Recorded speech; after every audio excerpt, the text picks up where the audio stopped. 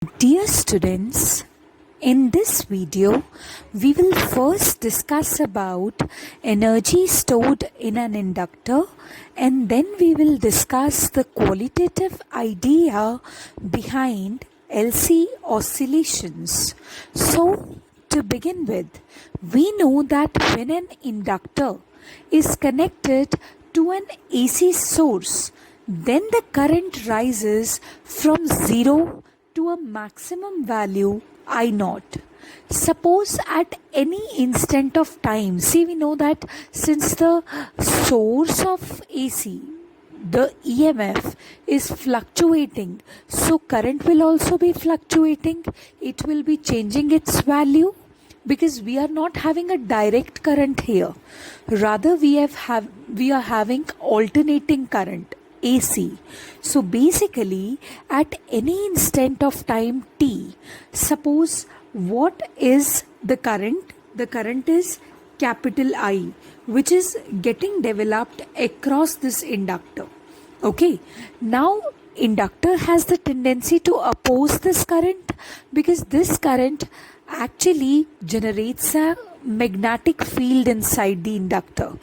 Due to that magnetic field, we know that magnetic flux changes, and inductor has a great tendency to oppose that change in magnetic flux. So yes, what is going to happen?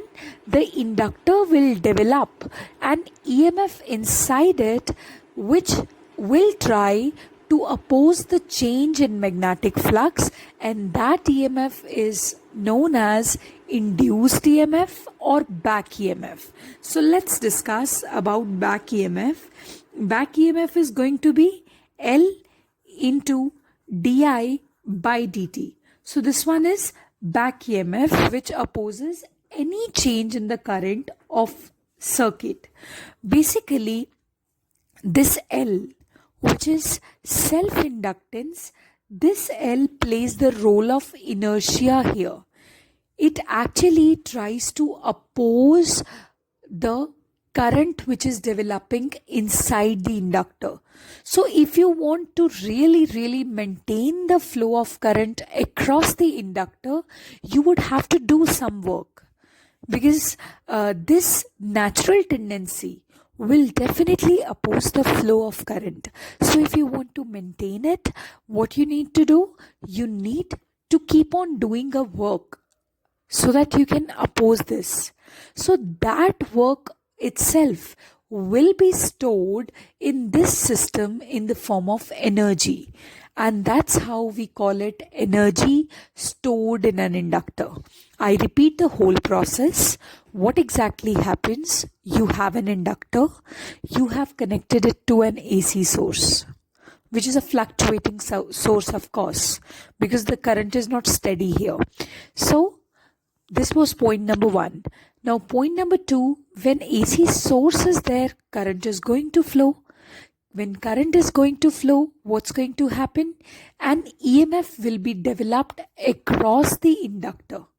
Now point number 3, which is the major one, mark my words, where that induced EMF will try to oppose its own cause. It will try to oppose the current which is developing inside the circuit. Okay, so if you really want to maintain that flow of current, what are you required to do? You are required to work against it. Okay, so that work itself will be stored in this whole system in the form of energy, and that's how we are going to calculate the energy stored in an inductor. So first of all, you know that power is equal to rate of doing work. So it's dW by dt, okay, and power is equal to voltage into current. So this is EMF into current, right? And then we have EMF equals to LdI by dt into I, and this is dW by dt. So this is dW Li di, and when you integrate both the sides, what are you going to get? total work done 0 to I L I D I W. See, L is constant here. L 0 to I D I. W equals to L. When you're going to integrate it, you're going to get I square divided by 2. And when you'll put the limits, you are going to get the same. So total energy comes out as 1 upon 2 Li square. So this is something which is stored in an inductor when it is trying to pass current through it. Okay. So let's have a discussion further on this.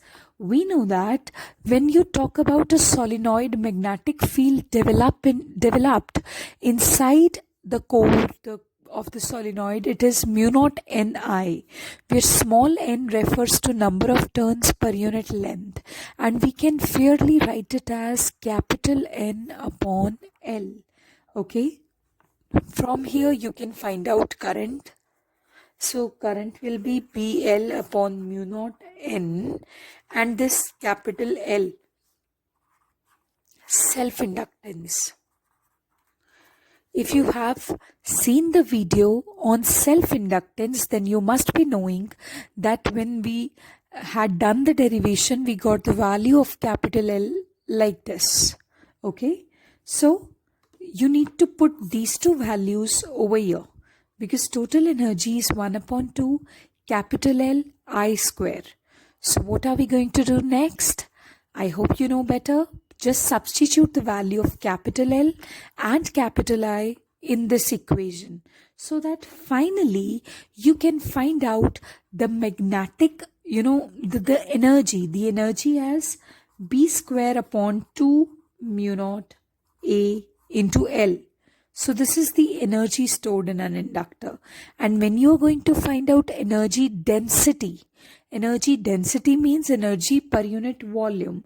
So volume means just A into L is volume, area into, area of cross section into length, that's volume. So energy density is represented by UB bar, and this is B square upon 2 mu naught simply. So what we have studied in this whole video, that if you really want to maintain the current through an inductor, you need to do the work, okay, against its natural tendency to oppose the current. So that work that you are doing to maintain the current in an inductor, that work is stored in an inductor in the form of energy. So we have found the value of that energy. Majorly that value comes as 1 upon 2 Li square. And then we went to the microscopic details and we found that energy was coming out as B square upon 2 mu naught Al also. And then we have found energy density. So this is energy stored in an inductor. In the next video, we will be discussing about the application of this energy, which is LC oscillations.